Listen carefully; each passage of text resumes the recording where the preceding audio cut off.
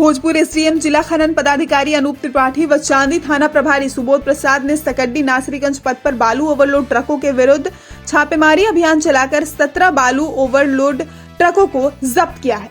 प्राप्त जानकारी के अनुसार आपको बताते चले कि भोजपुर एसडीएम जिला खनन पदाधिकारी अनूप त्रिपाठी व चांदी थाना प्रभारी सुबोध प्रसाद ने सकड्डी नासरीगंज पथ पर विभिन्न जगहों पर बालू ओवरलोड ट्रकों के विरुद्ध छापेमारी अभियान चलाकर 17 बालू ओवरलोड ट्रकों को जब्त किया है।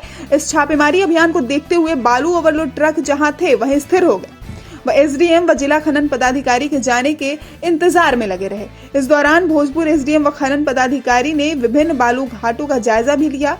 इस कार्यवाही से बालू ओवरलोड कर परिवहन करने वाले ट्रक चालकों में दहशत व्याप्त दिखा है।